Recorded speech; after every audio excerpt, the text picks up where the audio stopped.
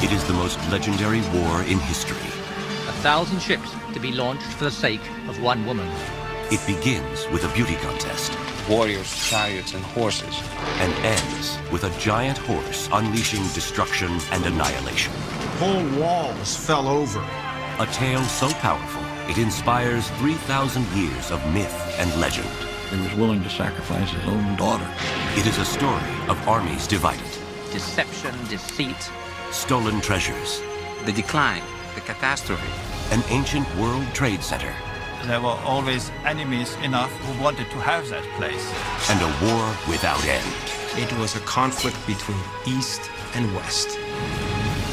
Now, archaeologists, literary detectives, and military analysts are uncovering evidence that the mythological city, destroyed by beauty and vengeance, may be real.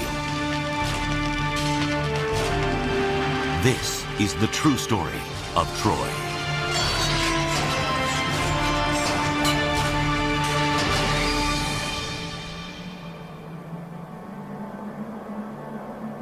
This is the cradle of Western civilization. Mainland Greece on the west, and Asia Minor on the east, and dozens of islands in between. The Aegean Sea links the inhabitants of this region, seafaring adventurers and their legends of gods and heroes. For thousands of years, fortune seekers and archaeologists have been searching these shores for evidence of the Trojan War. And now, some say they have found it. Today, not far off the pristine coast of the Aegean Sea, in what is now the modern country of Turkey, an international team is excavating what they believe to be the site of legendary Troy.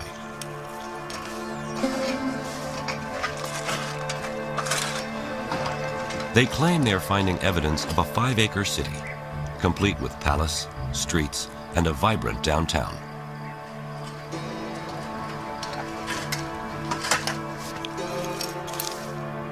Outside the walls, they say they have evidence of a lower city. Ancient suburbs surrounded by a defensive moat built to prevent attacks by chariots, the ancient world's weapon of mass destruction. Manfred Korfmann has been the director of the excavation since 1988. If you look around in this area, you see nothing. It's old fields, it's surface, but there was something in here. Here on this barren plain, Korfmann and his colleagues envision a fortified city that rivals ancient Athens. Dating to the late Bronze Age, the prehistoric time of the Trojan War. But, as in all things Trojan, there is a conflict raging.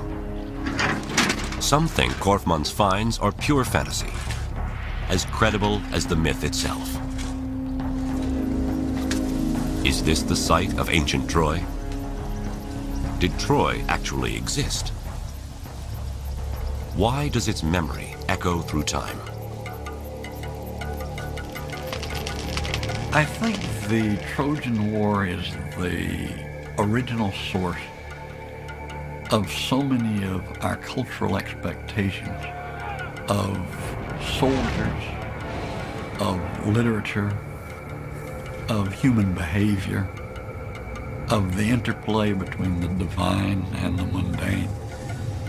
So much of our cultural tradition originates in the Trojan War that we continue to value it, even unconsciously, as a source of the archetypes upon which we model our behavior. History became a story, and story became myth, and myth is always elusive.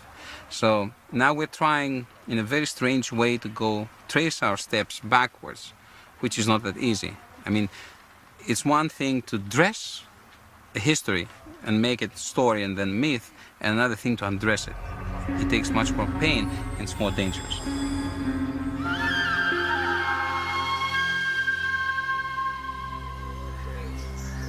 Although today some scholars have reservations about the existence of Troy, historians of the ancient world never doubted the Trojan War was history. Herodotus, Thucydides, and most other major figures of the Greek and Roman world assumed that the Trojan War was a historical fact. Here, on a beach not unlike that of Troy, classics professor Robert Garland recounts the tale. Well, it all began with the gods, as things of great moment tended to in the ancient world, and it began with the wedding of Peleus and Thetis, destined incidentally to be the parents of Achilles, the greatest of the Greek warriors at Troy. And they invited all the celebrities of the ancient world, all the gods, all the goddesses, except one. They didn't think it was a very good idea to invite Discord. Discord shows up anyway. She offers a golden apple inscribed with the words, "For the fairest." 3 goddesses, Hera, Athena, and Aphrodite, claim the apple and ask Zeus to be the judge. He wisely declines and instead appoints Paris, the handsome prince of Troy. And as often happens, each of the contestants offered a bribe. The one he gave the prize to, Aphrodite, offered him the bribe of the most beautiful woman in the world. But there was one problem. That woman was married. She was Helen, married to Menelaus, king of Sparta. Paris sails for Sparta under the guise of official Trojan business. When Menelaus, his host, was absent, he eloped with Helen back to Troy, and thus unleashed the fury that would become the Trojan War. Menelaus appealed to his brother Agamemnon, who was the overlord of the Greeks at that time. And Agamemnon summoned together all the Greek cities, all the kings, for a war of revenge to right the wrong that had been done to his brother. 1,000 ships assemble, but the gods cause the winds to cease. To appease the gods, Agamemnon must make the ultimate sacrifice: the ritual slaying of his own daughter. The winds blow, the fleet sails, and the war begins. The Greeks encamp around the walls of Troy, and for the next 10 long years, heroes are made and destroyed on the battlefield. Achilles, the celebrated Greek warrior, and Hector, the Trojan champion. As the war began to drag on in the 10th year, and it looked as if there was no end in sight, so the Greeks devised the ruse of the Trojan horse. The Greeks sailed off, and the Trojan horse was left outside the walls. The Trojans broke their walls down to let the horse enter, stuffed full as it was with Greek soldiers. And in the night, as the Trojans were celebrating, down came the Greeks out of the wooden horse, let in their companions, and proceeded to rape, pillage, and destroy.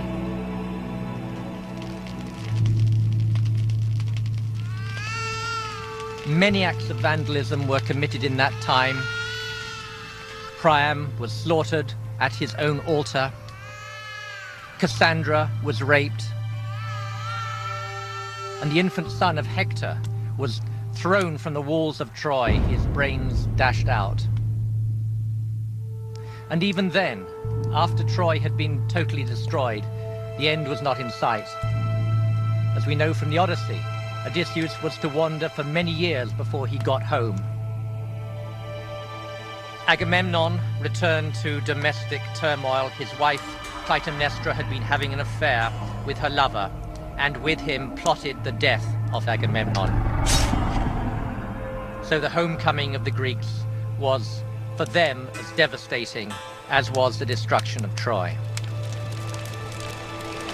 How can such a fantastic story be true? The legend of Troy comes to us first from the oldest writings in Western civilization, the Iliad and the Odyssey. Their authorship credited to the poet Homer.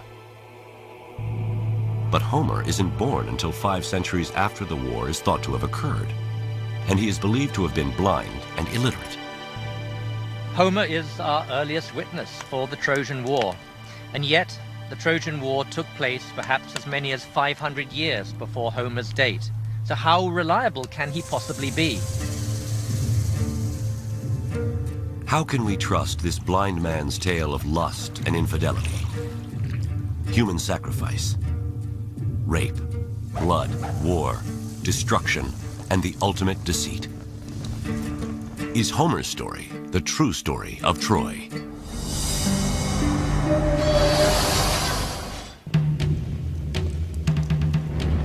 It's the most legendary war in history.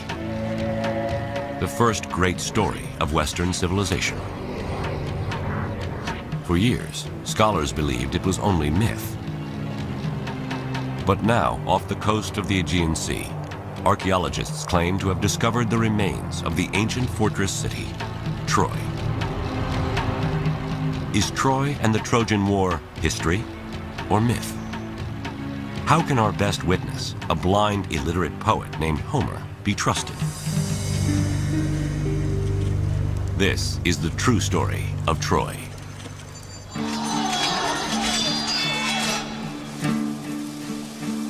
Like Troy, what is known of Homer is a mixture of history and myth. Although he is credited as the author of Western civilization's first works of literature, the Iliad and the Odyssey, very little evidence of Homer exists. Some scholars estimate that he lived around 750 BC, and that the father of Greek literature was from a place not far from Troy.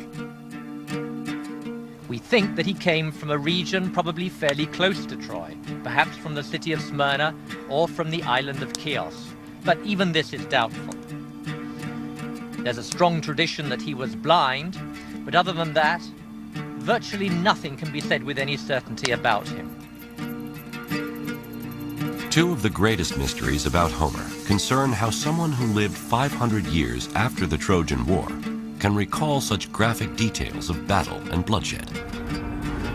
And how could one person, before the invention of Greek writing, remember more than 16,000 lines from the Iliad and 12,000 lines from the Odyssey? One possible answer is that Homer is a descendant of a lineage of singer-storytellers. If this is true, it means that the Iliad and Odyssey were not written by a Homer, but were passed down by many Homers. It's perfectly possible that singers immediately began to sing about this famous conflict, that it was passed on from one generation to the next, not with any attention to historical accuracy, in which no one had any interest. All the details and all the fancy stuff, and the woman running away, and Achilles and Hector, and the Trojan horse, all this stuff was generated by singers over the ages. Their contributions to the story were inherited by Homer, and he added his own twist to it. But if Homer is the last in a lineage of oral poets, how does the story of Troy transform from a memorized song to the first written story of Western civilization? In the 1930s, an American scholar by the name of Milman Parry, equipped with some of the first portable sound recording devices, discovers a way to return to a time when all of history was a song. Parry treks to Old World Balkan villages in Serbia and discovers singers who, just like Homer, sing epic songs of ancient battles and heroes.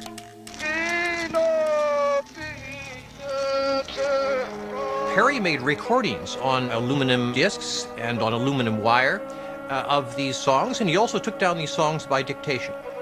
Parry discovered a very interesting thing, that when you write down an oral poem, it tends to get much longer than when you just sing it in a public performance. For over a year, Parry investigates the oral tradition, transcribing and recording many songs, some as long as Homer's. Parry finds that memory of historical events can be passed on for long periods of time and still remain accurate. The Serbian bards sing about the Battle of Kosovo, which had taken place in the 14th century. Amazingly, written accounts of heroes battling invaders confirm these 600-year-old songs to be true. Is it plausible, therefore, that there really was a Trojan War, and that at least the fact of the war was passed down through oral tradition for 400 years or so until 800 BC, when Homer's poems were finally taken down? My own opinion is that this is plausible. There must, in fact, have been a Trojan War. Otherwise, why would anybody have sung about it in the first place?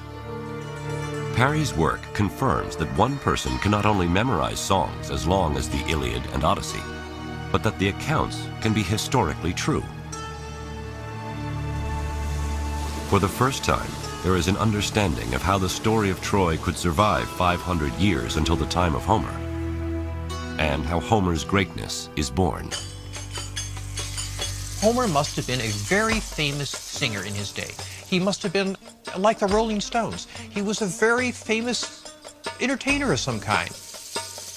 It's plausible that his greatness as a poet, which is proven by the Iliad and the Odyssey, by his brilliant poems that have survived, did inspire somebody to record these stories.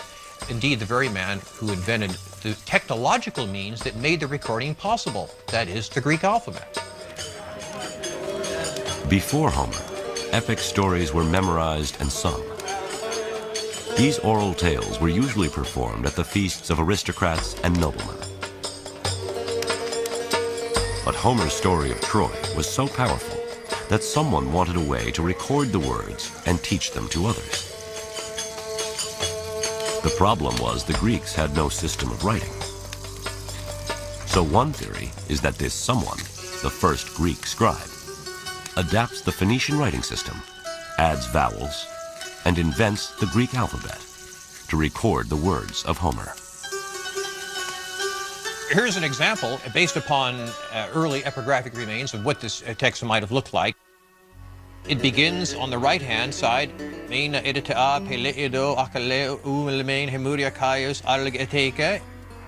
back and forth, as the ox turns, the Greeks said, comparing this style of writing to the plowing of a field where you plow up one end and back the other and back again. Now, with Homer singing to a scribe, these heroic stories of Troy, the first in Greek history to be written down, inspire a much greater audience. In my opinion, is because they were the first texts that ever existed in the Greek vocal alphabet. And as such, they were used from the very beginning as the basis for instruction about how to use this writing system. And they never stopped being that. So when you went to school in ancient Greece, you studied the text of Homer, right back to the day that the man who invented the alphabet first wrote them down. Homer's story of Troy becomes the tool by which language and literature are taught, the very foundation of Western civilization. For the next 3,000 years, his story of Troy will inspire the greatest Greek and Roman writers, Renaissance artists, Shakespeare, and even Hollywood films. But over the centuries, the true story of Troy is blurred by myth, and Troy the city, a ruin even at the time of Homer, is covered by the sands of time and lost. Then, in the 19th century, inspired by Homer's account of battle, blood, lust, and deceit, a rich adventurer goes in search of the treasures and the true story of Troy.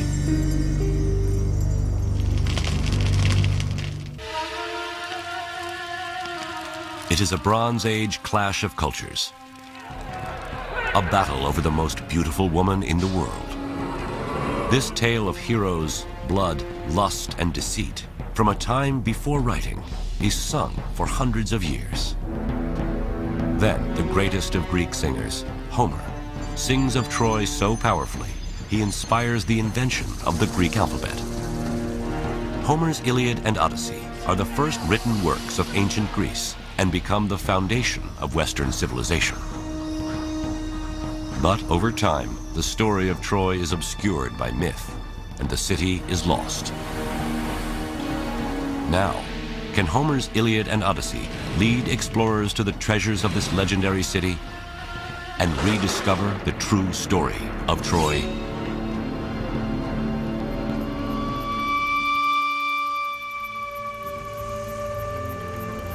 July 6th, 1827. After centuries of Ottoman occupation, Greece wins its independence and emerges as a new nation. Europe is smitten with everything Greek, and Homer's Iliad and Odyssey ignite Trojan fever. With a pick in one hand and the Iliad in the other, a German-American self-made millionaire, Heinrich Schliemann, sets off to uncover Troy. Heinrich Schliemann is actually a fascinating man. He's a Wall Street tycoon of the 19th century. He made a great deal of money speculating in Russia and in the United States, including the gold rush in California. Having made a great deal of money and therefore being able to retire from his business pursuits, he at this point can go and pursue what he claimed was a lifelong fixation with Greece and particularly with the Trojan War.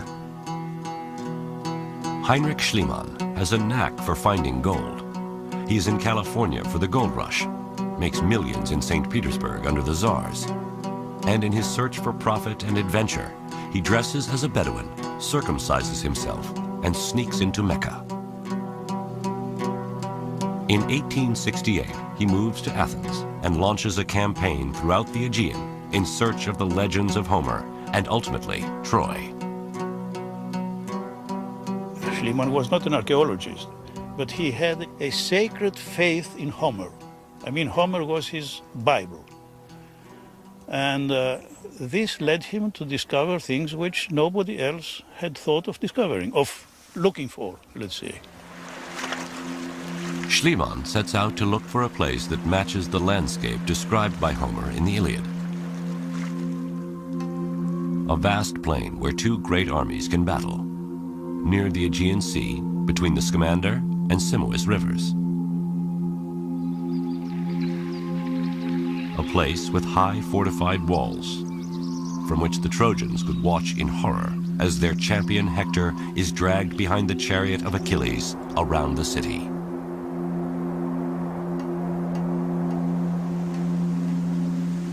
Elizabeth Reardon, architect for the excavations currently underway at Troy, retraces Schliemann's steps on the plains of modern Turkey. Heinrich Schliemann was convinced that Homer was writing about a place that actually existed. And he was also convinced that this place here, known as Hisarlik, was where he was going to find Troy. He thought that if he excavated all the way down to bedrock, whatever it was he found at the bottom had to be the Troy that Homer had written about.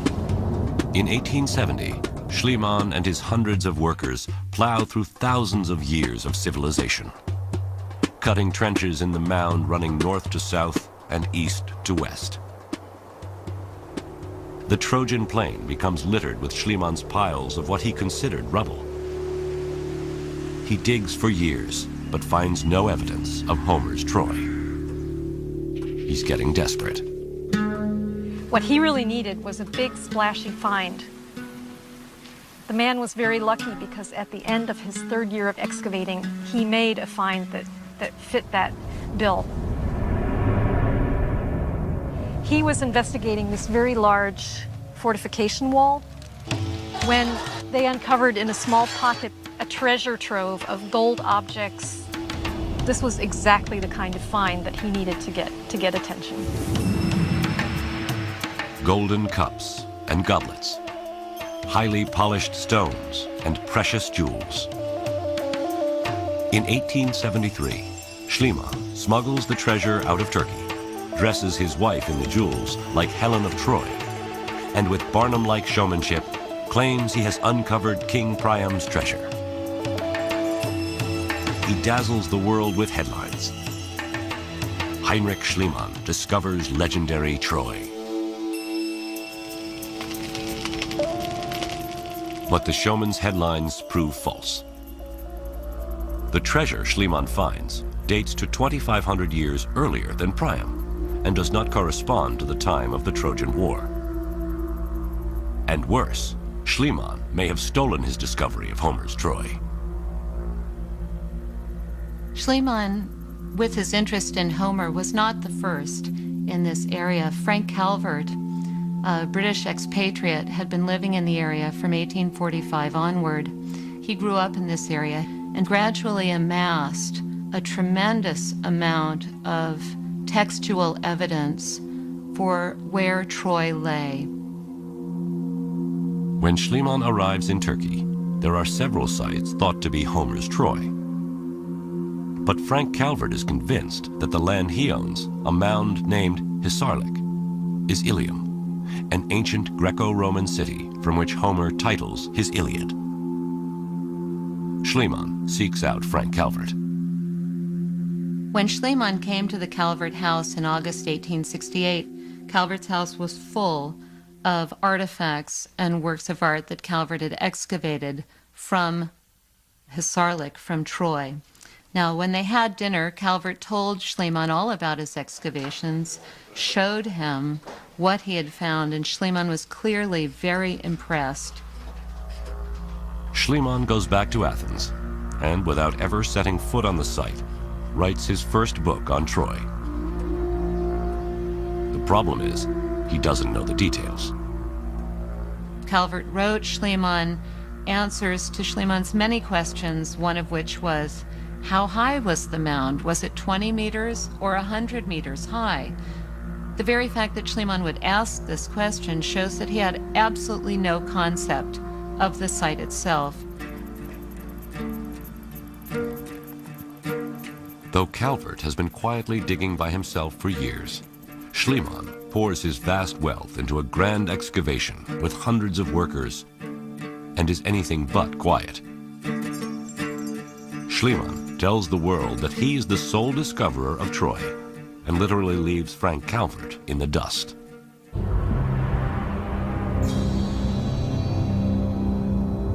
Despite false claims of Priam's treasure and accusations of stealing the site of Troy from Frank Calvert, Heinrich Schliemann convinces the world that Hisarlik is the site of Homer's Troy and that the Trojan War is real. Schliemann was somebody who dedicated his life, his fortune, and his activities to proving Homer true. And this has my respect. It's largely because of Schliemann that we're asking the question, was this war real? Today we still follow in that tradition in asking questions about the Trojan War.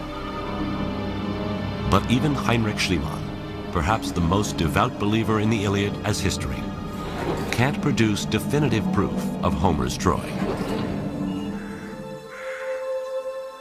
Somewhere in these ruins is the promise of finding some scrap of writing, some Trojan treasure to prove beyond doubt that the Trojan War and the story of Troy are real.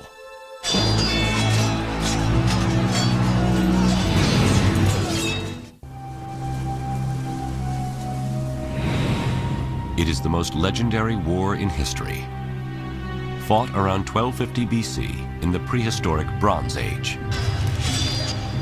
The tale of lust and battle is sung for 500 years, until Homer's story of Troy, the Iliad, inspires the invention of the Greek alphabet. Over the next 2,000 years, the legendary city is lost, until in the 1870s, Heinrich Schliemann, with pick in one hand and Iliad in the other, claims to discover the site of the Trojan War. But his showmanship and unscrupulous ways cast doubt on his claims. And worse, his excavations destroy so much of the site that it is condemned as an unreliable witness in the search for the true story of Troy.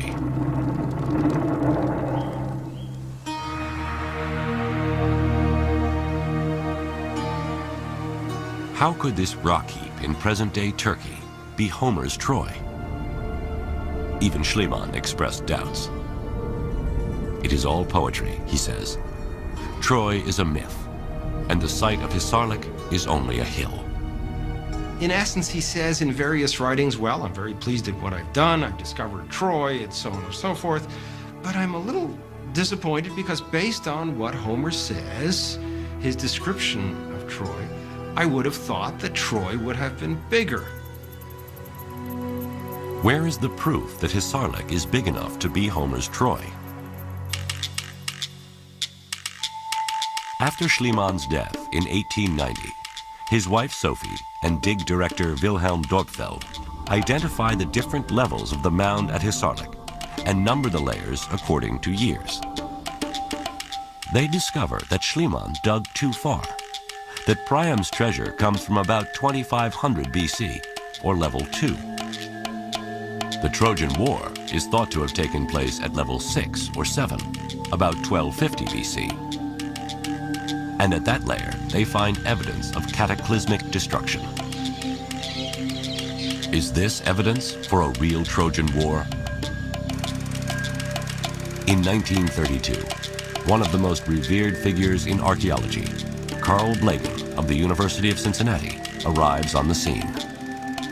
Blegen, having excavated on the mainland, felt that this was the time to go back to Troy to try and place Troy in the context of the larger Greek Bronze Age world.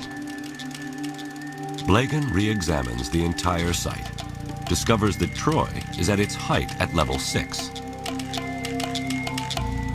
At the layer above, level 7, he discovers a concentration of houses within the walled city that seem to indicate the population is seeking protection against a siege. But not even Blegen discovers a city as large as that described by Homer. Troy seems destined to remain a mystery. Then, in 1982, Manfred Korfmann comes to Troy. There's much skepticism in the archaeological world about his going back to Troy. Many people thought that it had already been excavated after all the 3 campaigns there, that there wouldn't be much more to discover. But Korfmann's campaign introduces 50 years of new technology to the excavation. One of his first discoveries is just south of Troy, along the Aegean. Here, his team finds over 50 cremations and burials containing Mycenaean Greek grave goods. Could this be evidence of the Greek camp and remains of Greek warriors who came to fight against Troy? Korfmann's team also discovers that the Bay of Troy is quite different from today. In fact, the water at the time of the Trojan War would have been closer to within sight of the walls of Troy. And in recent years, not far from the ancient bay, using magnetic prospecting equipment, Korfmann and his team find what at first looks like a wall about a quarter of a mile outside the citadel of Troy. But what he actually finds is the opposite of a wall. Here we do have a picture like X-ray looking into the ground and finding remains of what may have been ditches. The ditch that Korfmann unearths is cut deep into the bedrock, leading him to believe that its purpose is most likely defensive. The archaeologists were able to verify a Troy 6 date for the date when this ditch had been constructed. Troy 6 represents the time of the Trojan War. And there are many similarities between this defensive ditch and one Homer describes in the Iliad. If you look at his description of the fortification ditch that's dug around the Greek camp, and then you look at the fortification ditch that we found, certainly that's a striking similarity between the two.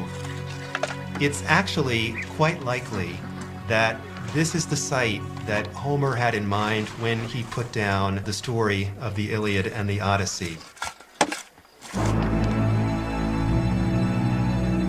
Over the years, Korfmann and his team discover religious totems for worship of Trojan gods, spindle whorls for weaving the fine fabrics traded by Troy through the ancient world, enemy spear tips and arrowheads embedded in the walls of Troy, coins from the time of Alexander the Great, and a bust of Roman Emperor Augustus, who traces his lineage back to Troy. But despite the incredible finds, one find continues to elude Korfmann, just as it had everyone back to Schliemann. Where is evidence of the huge city described by Homer? One of the more important things we want to know about Troy is how large the settlement was in different points in time at different periods, and how it grew, how it shrank, and if there were different activities going on in different areas or parts of the settlement. We can't answer this by excavation alone. To discover the elusive vastness of the city described by Homer, Korfmann's team employs a technique that more resembles farming than archaeology. It's called site survey. Every 20 meters, we remove the vegetation to get conditions similar to a freshly plowed field. We collect everything we find there. Pottery, tile fragments, whatever is lying around. Thus get an idea about settlement size and function of different areas.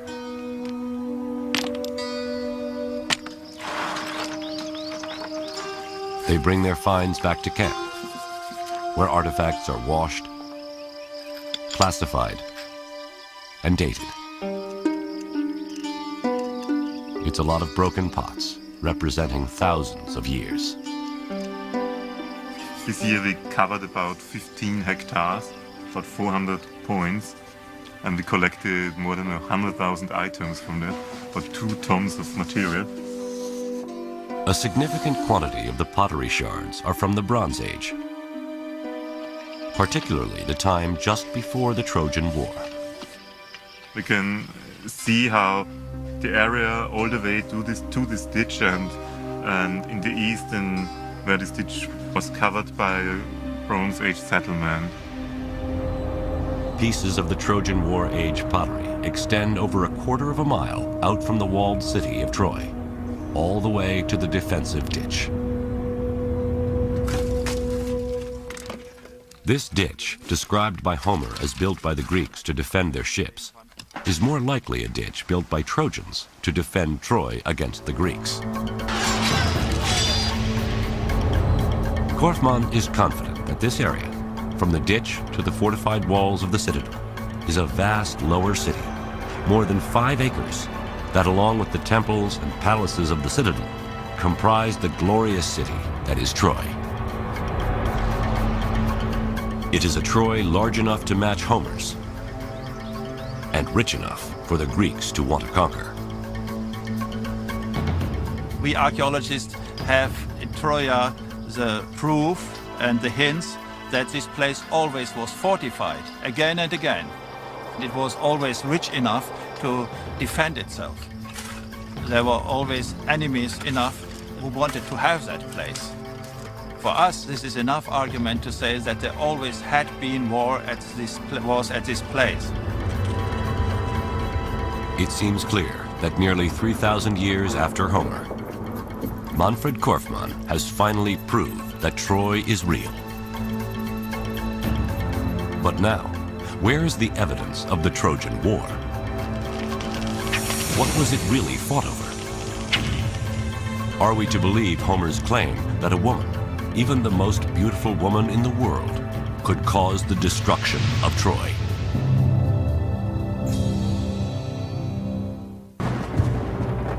It is a Bronze Age clash of civilizations, fought around 1250 BC. Then, 500 years later, the Greek poet Homer sings his epic story of Troy, becomes a superstar, and inspires the invention of the Greek alphabet. Over time, Troy is lost, and its story is obscured by myth and legend. Until the 1800s, when Homer's Iliad inspires the search for this legendary city. Today, archaeologists are uncovering evidence suggesting they have discovered the site of Troy. But how can the theft of Helen, the most beautiful woman in the world, launch 1,000 ships in a fight for love and glory? Is this the true story of Troy?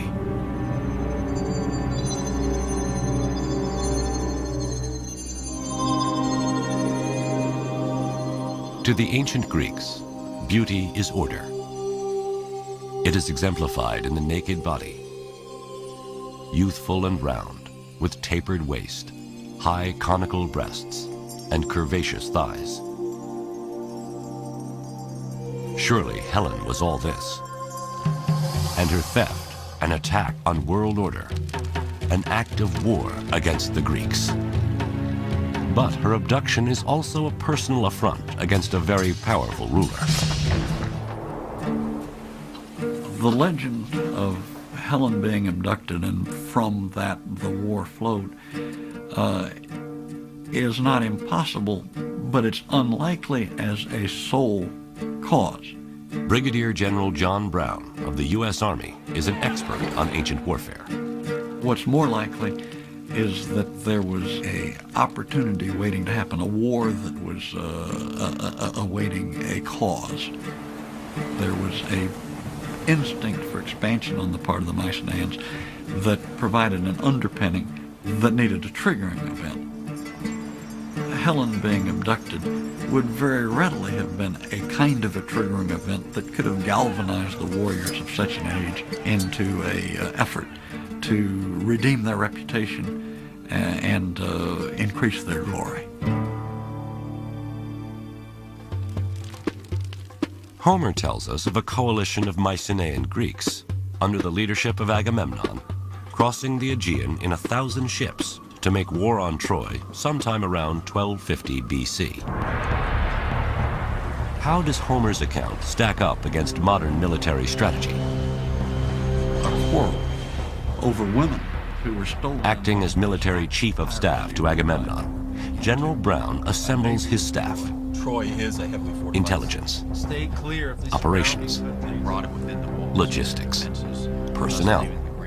They gather to make war on the enemy, the Trojans. Gentlemen, we've been asked to do an operational analysis of the Trojan War to try to come to grips with the campaign imperatives that affected both the Mycenaeans, or Greeks, and the Trojans in the course of the first order of business is what's at stake. The control of the seaborne trade route critical to the commercial economy of the ancient world. The strategic setting is dominated by the necessity of controlling trade routes. One I'd like to call your attention to in particular, and the one that affects our story, is the one running from the Black Sea through the Bosphorus, the Sea of Marmara, and out the Dardanelles. That's precisely the location of Troy. Troy's location gives it control of the trade route from east to west, access not only to the breadbasket of Western Asia, but also treasures of gold, spices, and luxury goods. A shipwreck discovered off the coast of Turkey in 1984, dating from the time of the Trojan War, is testimony to the riches at stake.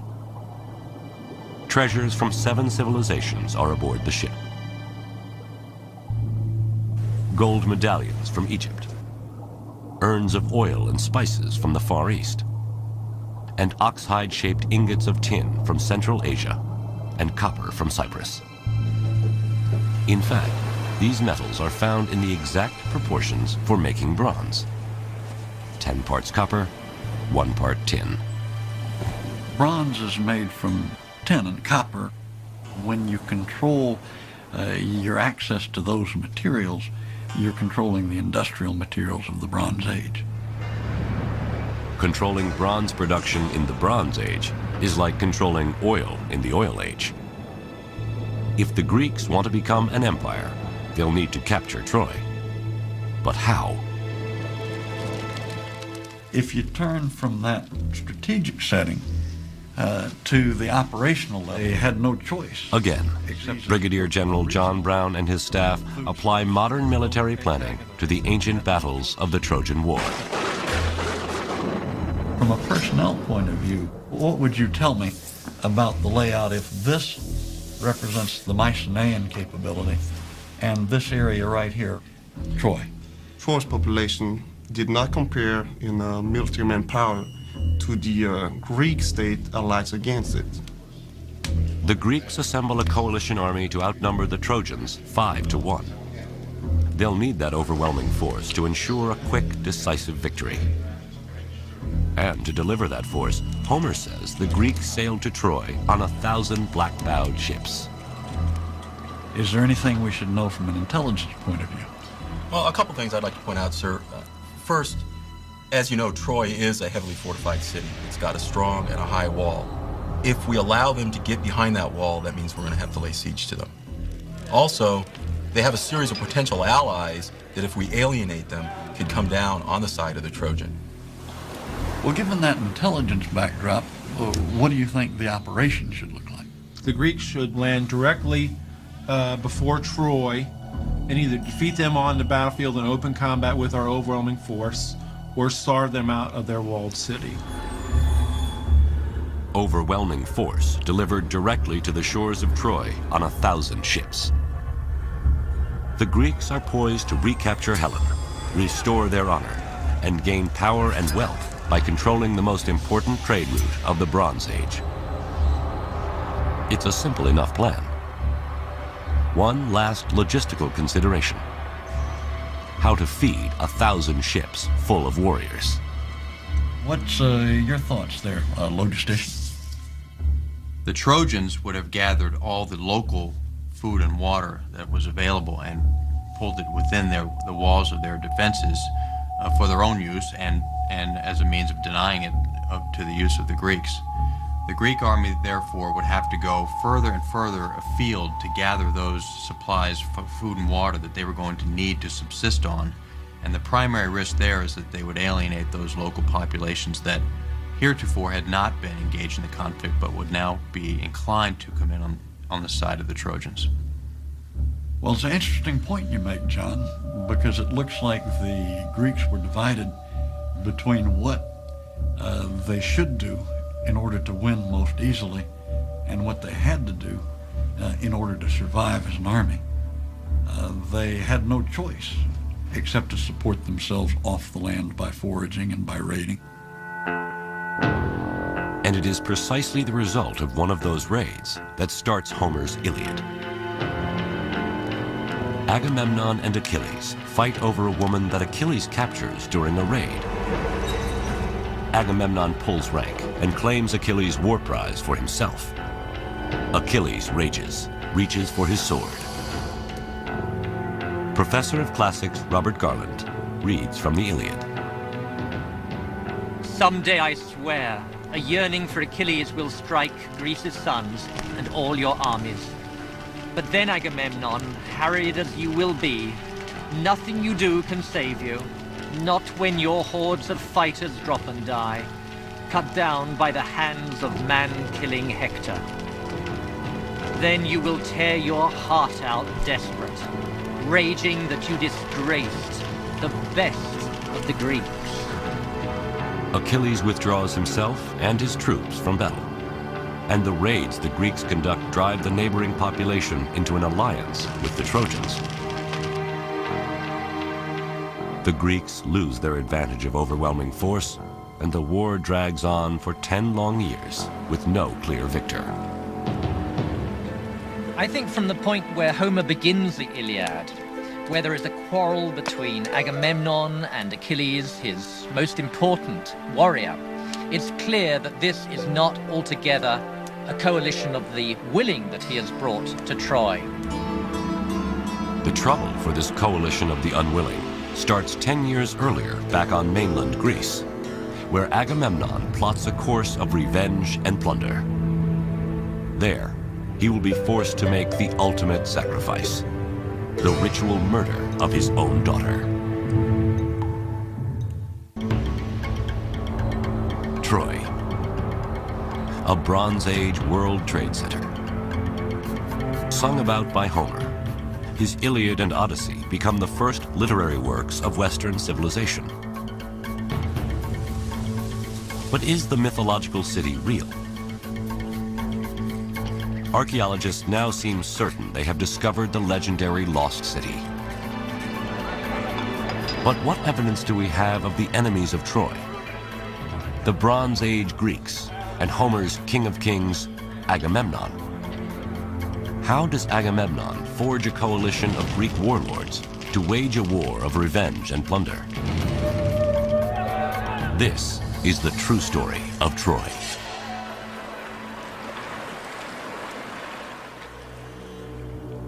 West of Troy, across the Greek islands dotting the Aegean, lies mainland Greece. Athens, Sparta, Pylos, Olympus, and at their center, the largest and richest of the Bronze Age principalities, Mycenae. Hidden in these ruins is evidence of their wealth and power. Spiros Iacovides is the godfather of Mycenaean archaeology and director of excavations. I have been working here since '58, which means for 40 odd years. And I have come to love the place. Mycenaean civilization was a time of very active interconnections. People had to come through Mycenae or through the area of Mycenae wherever they wanted to go. Just the sight of this fortress sends a message of power to friend and foe alike. The city's walls rise 40 feet high and span 25 feet wide. Today, Christofilis Magidis, Assistant Director of Excavations, approaches the main entrance, a 20-ton stone carving called the Lion Gate, which dates to the time of the Trojan War. The main element here is the lion relief on top of the gate in the relieving triangle. Here we have an amalgam of political statements and religious allusions. The column represents the house of the king, and the lions, his power and protectors. It is a massive display of the king's divine right to rule. It's a very strong statement for the incomer at the first moment he enters the citadel.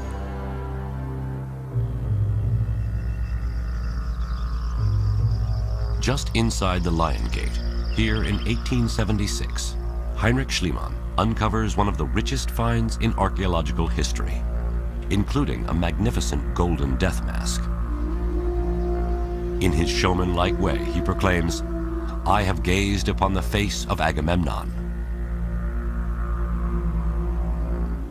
High atop the citadel, archaeologists uncover remains of a palace much like one described by Homer.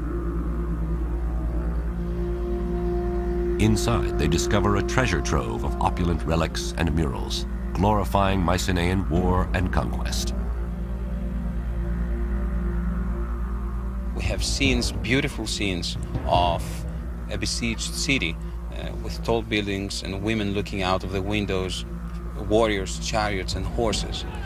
One cannot but think that these scenes reflect, or at least echo in some way, all the adventures of the Mycenaeans in southwest and northwest Asia Minor. On the terrace of the palace, overlooking the rich valley and beyond to the Aegean, perhaps dreaming of conquering Troy, kings like Agamemnon would feast with fellow warlords. Homer describes such a feast that takes place across the Peloponnesian Peninsula in Pylos, in the kingdom of wise old King Nestor, another hero of the Trojan War. Here, in 1996, in the basement of a regional museum, archaeologist Sharon Stocker finds boxes of burnt animal bones. Stored there by the famous archaeologist Carl Blegen more than 50 years ago and labeled table scraps. Stocker finds something peculiar about them. What we have represented here are bones from the thighs and the mandibles of bulls, male cattle, and probably about 10 individuals are represented. The meat from 10 cattle can feed 6,000 people. And the fact that the remains are specific body parts, and all from male bulls, makes Stocker and archaeologist Jack Davis suspect they have something more than table scraps. It was here that he found the objects that we've been most interested in. Yes. That is, in this corner, more or less, must have been the gigantic heap of animal bones. Clearly, the bones represent the animals eaten at the feast. A little bit closer to the wall in here had to be the spearhead. The spearhead is likely to be the butchering tool. And then I think off here must have been the pile of little kielikas, the miniature drinking cups. In Blegen's 1950s excavation, thousands of kielikis were discovered in every corner and corridor of Nestor's palace, representing thousands of guests drinking. All of these objects were grouped in close proximity here, one to another. But they also find one more piece of evidence. Written in a primitive script known as Linear B, translated in the 1950s, the tablet reveals another purpose for the feast. So it's about here that the tablet was found that proves that sacrifices were in the process of being made in honor of the god Poseidon. Piecing together the evidence, Stocker and Davis paint a clear picture of feasting in the Bronze Age. Okay, so Sherry, if we were coming here to a feast, this must be where we get our first glimpse of the actual banqueting area. Then the guests, as Homer says, ate well, and no man's hunger lacked a share of the banquet. The young men brimmed the mixing bowls with wine and poured rounds for all.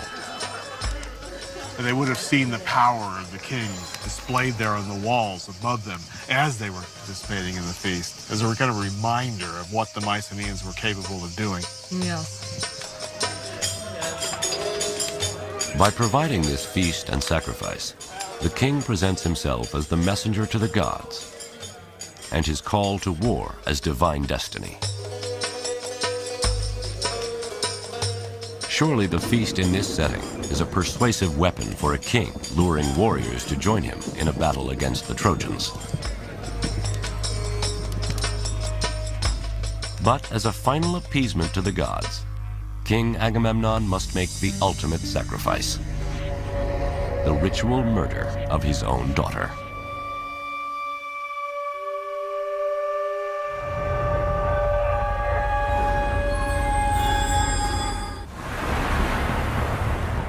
Helen, Queen of Sparta, is abducted by Paris, Prince of Troy. A personal attack on family honor escalates to an international crisis.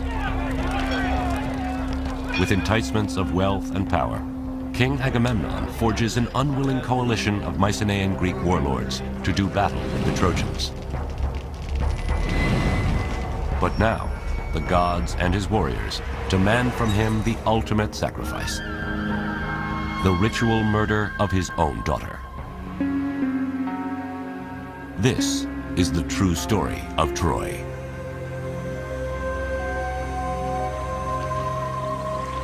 At perhaps the most disturbing intersection of mythology and history lies the practice of human sacrifice. How can an act considered the ultimate sacrilege in the modern world be so prevalent to the ancients? Classics professor Robert Garland on a beach not unlike that of Troy. Human sacrifice is committed by Agamemnon. Achilles, we are told, slaughters 12 Trojan youths to appease the spirit of his friend Patroclus. And at the end of the war, Polyxena is sacrificed at the grave of Achilles. Although these incidents of human sacrifice exist in the mythological realm, there is also historical evidence of human sacrifice. From Egypt to Babylon, slave and prisoner sacrifice is widespread during the Bronze Age, often used as a public display of the king's power. But could the Greeks, founders of Western civilization, also have practiced human sacrifice? There seems to be some archaeological record of human sacrifice. I'm just going to mention certain chamber tombs here in the area of Mycenae, where we have found bodies of slaves, one on top of the other. They were probably slaughtered when their master died, or prisoners of war, and so on and so forth. To them, it was not probably a human sacrifice. What we consider human sacrifice is not the same thing with what they consider human sacrifice. A slave or a prisoner of war is an object, is not a human being. Interestingly, although human sacrifice is prevalent in the mythology of Greece and the Trojan War, Homer never mentions it in the Iliad. It's a few hundred years after Homer when some of the greatest Greek playwrights incorporate human sacrifice into their stories of the Trojan War. One reason may have been as a storytelling device to entertain their audiences. It's often true that forms of religious behavior that were once sacrosanct and received great veneration later on become the subject for horror and a way of getting a chill, really, out of the audience. So in the story of the Trojan War, Agamemnon succeeds at assembling a coalition of Mycenaean warriors. But as they ready to set sail for Troy, the winds blow against them. The oracle tells Agamemnon, for favorable winds, he must sacrifice his daughter, Iphigenia. He did so by summoning her to Aulis on the pretext that she was going to be married to Achilles. Instead, he butchered her, and in so doing, set in train a terrible set of events that would end in his own death.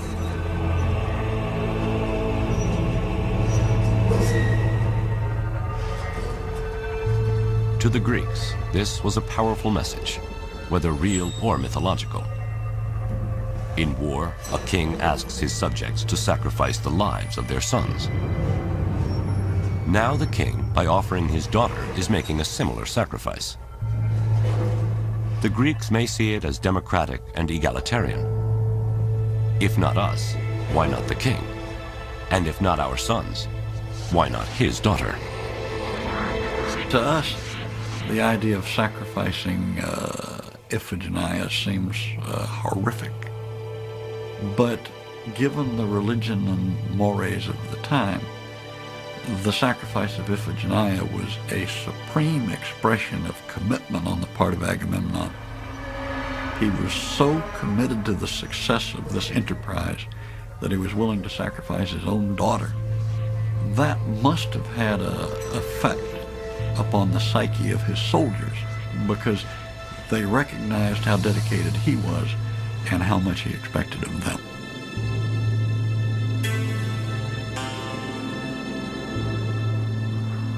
Thus, the first blood spilled in the Trojan War is that of a child. Ultimately, Agamemnon will pay for her death with his life. But for now, a forceful wind blows the Greek war fleet east to Troy. What the Greeks didn't know is the resistance they were about to meet at the hands of man-killing Hector and his army of Trojans.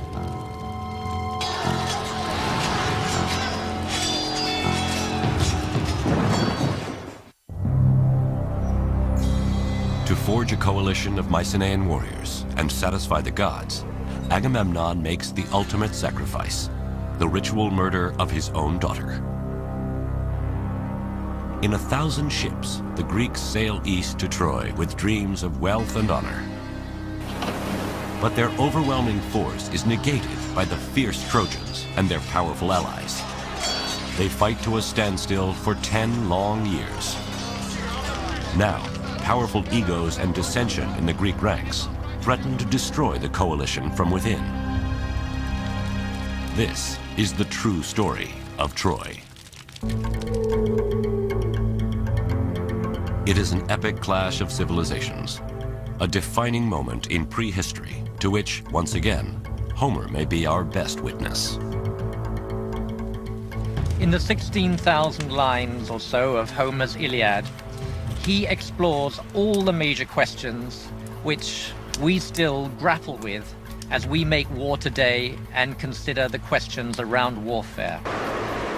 The justification for a major military exercise, the accountability, the quality of military leadership, the nature of courage and cowardice on the battlefield, and indeed what happens to victors and defeated alike in the face of day-to-day brutality. And yet, in his Iliad, Homer doesn't chronicle the entire 10 years of battle. He focuses on just 4 days of the war's 10th and final year. He brings us, I think, to the very heart of what human conflict is all about. Some of his most memorable descriptions are of men dying. The 240 deaths that occur in the Iliad, all are different. Homer must have seen action at first hand. He must surely have gone over the battlefield at Troy and tried in his own imagination to recreate how this battle took place. We see warfare from so many different angles, and we see it up close and personal from Homer. Warriors face off on the battlefield, calling out names and insults. Soldiers thrust spears through enemy eyes, swinging swords, hacking off limbs. Homer says black blood stains the battlefield. His name defines this brutal age of warfare, known as the heroic or Homeric era. This was very much an individual contest for personal glory, and there was believed to be a glory in the nature of your opponents and in the extent of your success over them. It's a bit more tribal. The nature of your military reputation depends upon who you individually fight and how well you do against them. Homer describes many duels, but one he portrays as the ultimate duel, the one to end 10 years of war. Menelaus, the offended husband of Helen, is challenged by Paris, Helen's Trojan lover. If Paris kills Menelaus, Helen stays in Troy and the Greeks withdraw defeated. If Menelaus kills Paris, he reclaims Helen, takes a king's ransom of gold from Troy, and Greek honor is restored. The two armies sit down and the duel takes place. This is sanity, Homer is saying. This is how it should be. But it's not how it goes. Menelaus and Paris cross swords, risking life and honor to end a decade of conflict.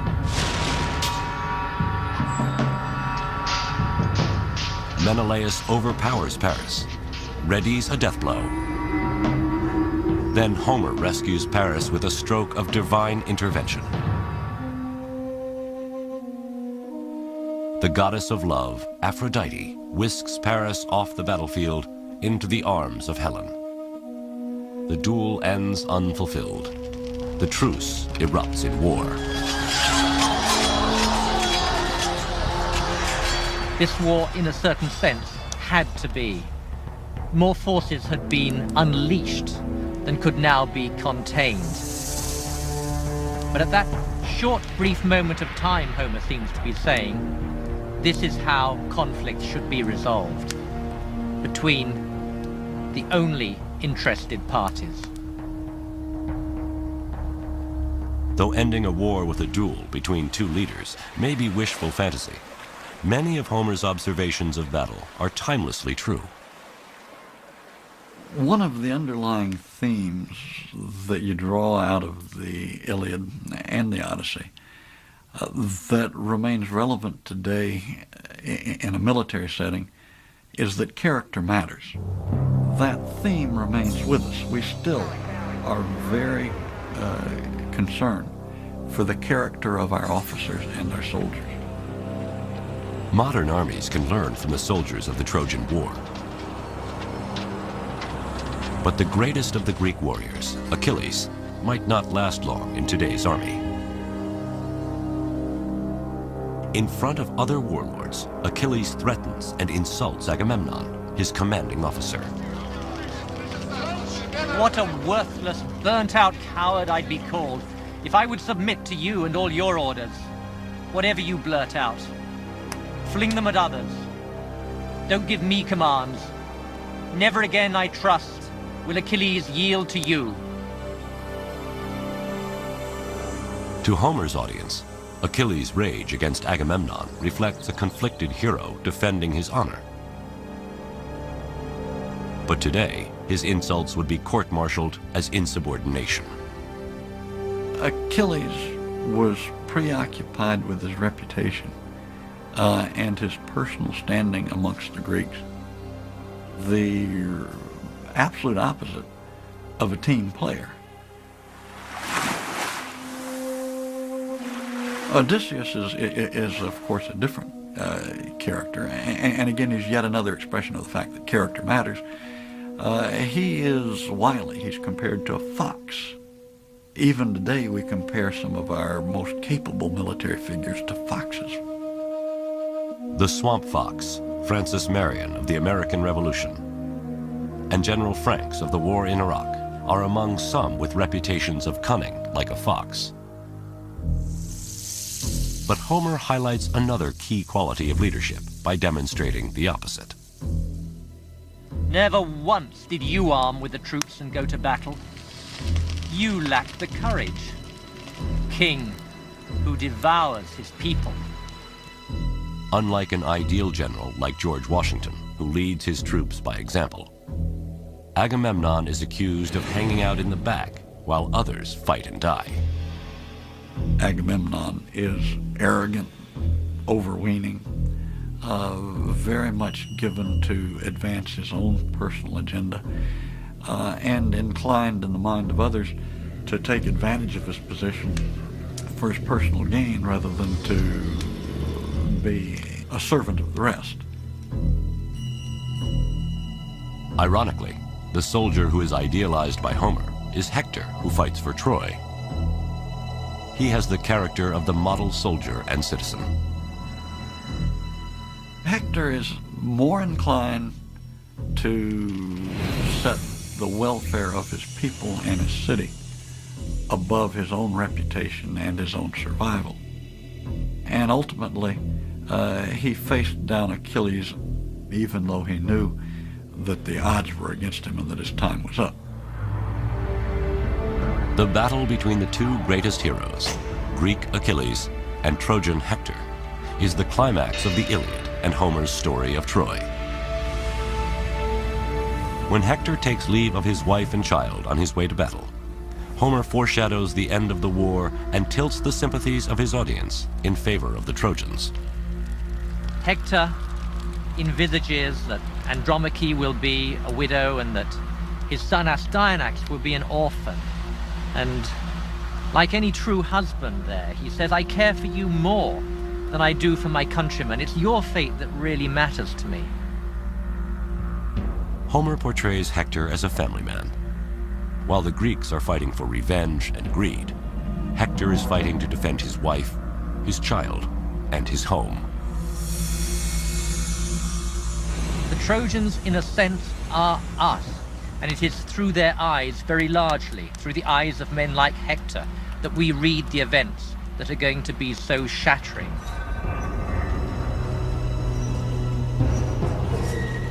Hector sees Achilles charging like a stallion. Achilles closes, helmet flashing, throws his spear and misses. Hector hurls his spear, striking Achilles' shield dead center, and glances off.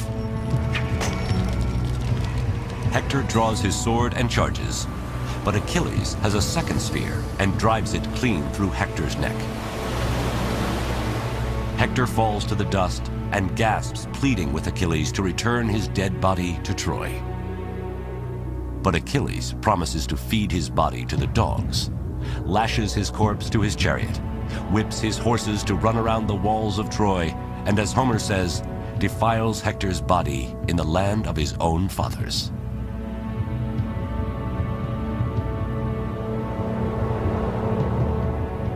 And in the last great scene of Homer's poem, King Priam comes to beg for the mutilated body of Hector, his son. King Priam comes and he grasps the man-slaying hands of Achilles, and like a suppliant, he appeals to Achilles' compassion. And Achilles yields, and the two men collapse together in an acknowledgement of their human identity. They're no longer Greek and Trojan. They're no longer deadly enemies. Instead, they are like father and son. It is here where Homer reveals his subversive mission. He ends what is perhaps the world's greatest war story with an anti-war message. We are all human. We are all fathers and sons. We all have attachments that go way beyond our national identity. We are human beings, first and foremost. A truce is declared for the cremation of Hector's body. Funeral laments are sung. The flames from the fire consume his corpse, and looming are the walls of Troy. Homer does not elect for a Hollywood ending. He elects for an ending which reminds us that more slaughter is to follow. Homer is saying to us, his audience, in a way, you are not to be trusted. More havoc will surely follow. More brutality, more carnage, and ultimately, too, the destruction of Troy. Although this completes Homer's story, the true story of Troy does not end here. Suddenly, the Greeks are gone, and a wooden horse stands outside the gates of Troy.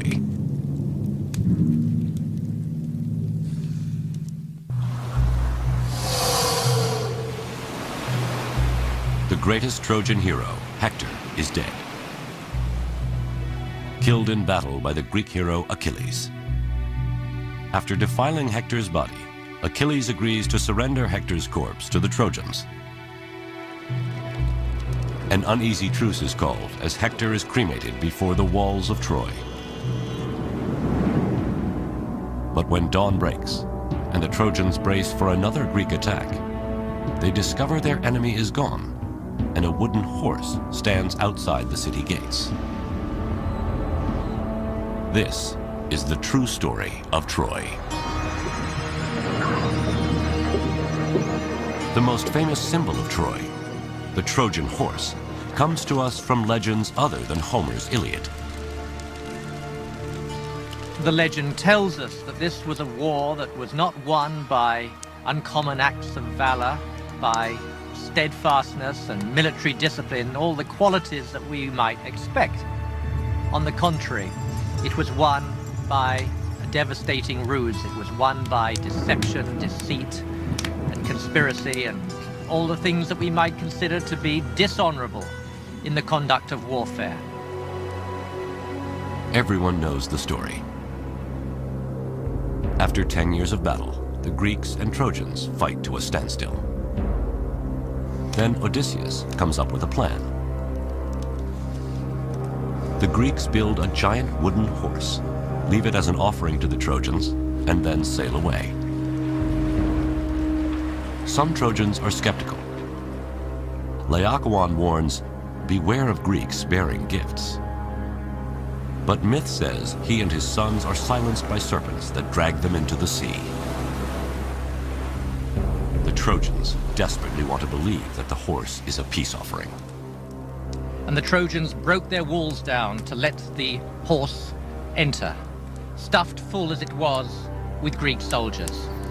And in the night, as the Trojans were celebrating the departure of the Greeks, down came the Greeks out of the wooden horse, let in their companions, and proceeded to rape, pillage, and destroy.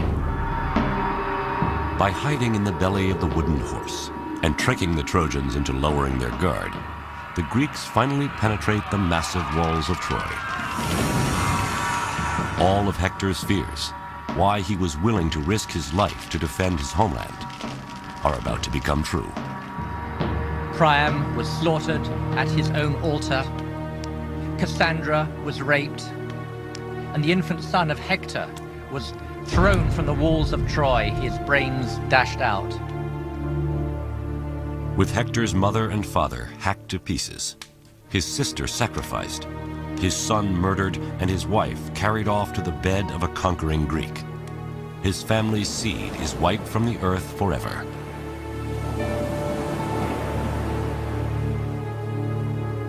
For the Greeks, this hard-earned victory means honor restored, the riches of Troy, and Helen. But although there is plenty of archaeological evidence of Troy being destroyed, how could the legend of the Trojan horse be true? The Trojan horse has become something of a metaphor for trickery, you know, for being able to outwit your opponent, for having something that is so carefully contrived of an artifice that you're given an overwhelming advantage. The idea that the Greeks would have in fact built a large wooden horse, hidden inside it, and had it dragged inside of Troy is certainly possible, but it kind of strains your credulity a little bit that someone really could have pulled that off.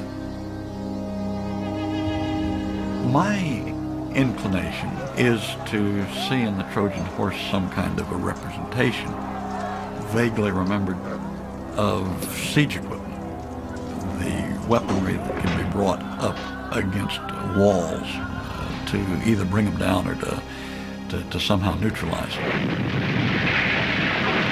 Hittites and Assyrians possessed siege technology. It's possible this Bronze Age weapon of mass destruction could have inspired the legend of the Trojan horse. But whether history or myth, the Trojan horse came to symbolize a war won by trickery and deception. What the legend seems to be telling us is that even though this war was fought for a just cause of sorts, and even though in the end right won, in the sense that the Greeks were victors, nonetheless, that victory was at such cost that it put into question the whole validity of the war itself. Achilles meets his death, struck in his heel by an arrow from the bow of Paris. Odysseus is doomed to wander for another 10 long years before he gets home. Menelaus readies to kill Helen, his unfaithful wife, but when he sees her naked beauty, drops his sword. They too take 10 years to find their way back to Sparta. And as for Agamemnon, on his first night home in Mycenae, Clytemnestra, his queen, having never forgiven her husband for the sacrifice of their daughter, assassinates him in his victory bath. So the homecoming of the Greeks was for them as devastating as was the destruction of Troy.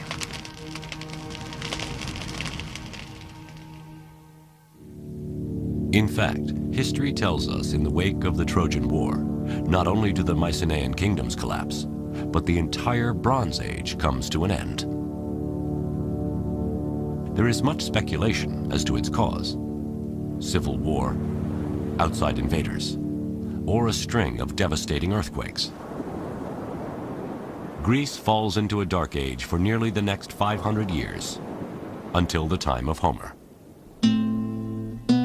What survives through the Dark Ages is the story of Troy. If you contextualize this war and you see what comes after that, the decline, the catastrophes, the economic collapse, the Greeks never managed again for the next 400 years to come together as a nation. That was most probably the last glorious event before the disintegration, before the dissolution and the fragmentation of the Mycenaean world. And I think that's why it stayed in the memory. And as Homer sings stories of Troy, the rage of Achilles, the beauty of Helen, and the valor of Hector, his songs inspire the invention of the Greek alphabet.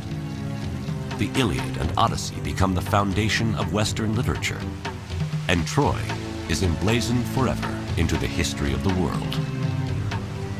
The Iliad and the Odyssey had enormous impact in the Archaic period, the 7th, 6th, 5th centuries BC. And so, by extension, it's not surprising that people wanted to go to the site where that war was believed to have taken place.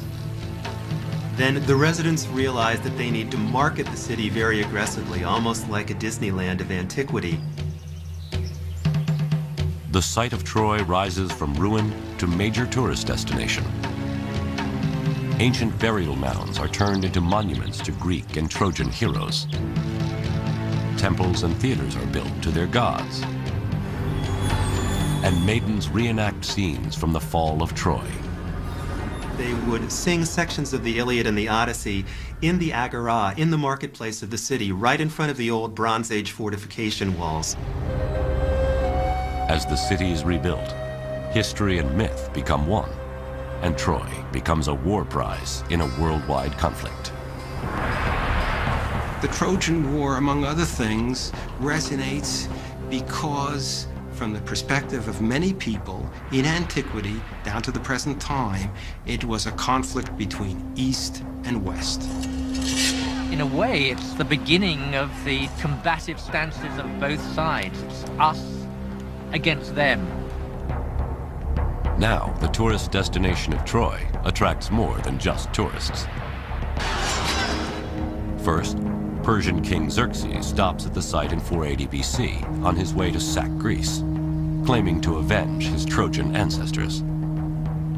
Then in 334 BC, Alexander the Great stops at Troy to pay homage to Achilles on his way to Persia. He goes to the Temple of Athena, where he saw a range of armaments associated with the Trojan War.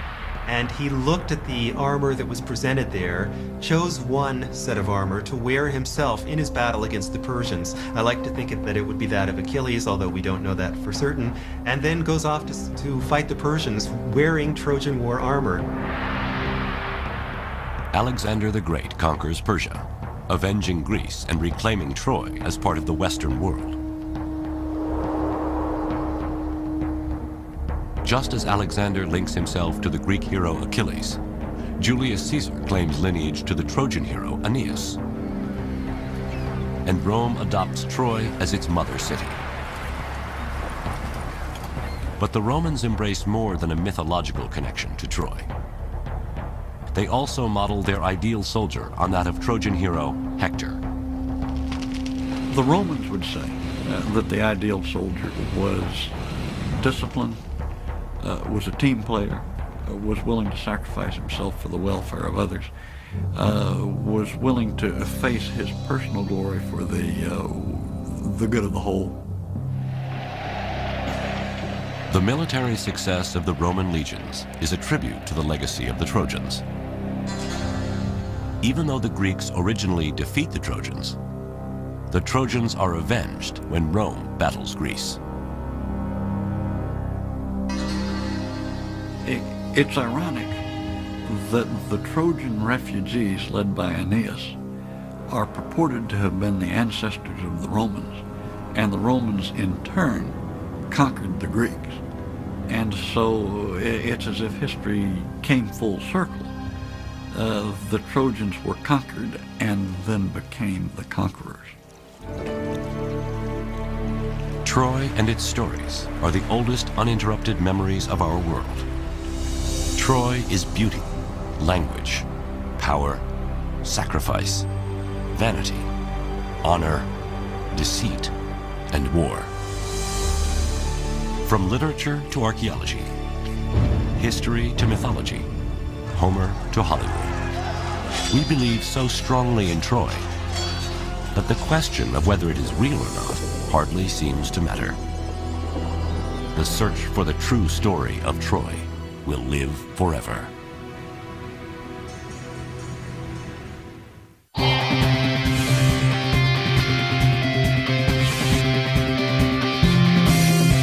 There are always going to be surprises. You don't have to speak the language to be able to interact with people. Knowing that can make you look at history in a new and exciting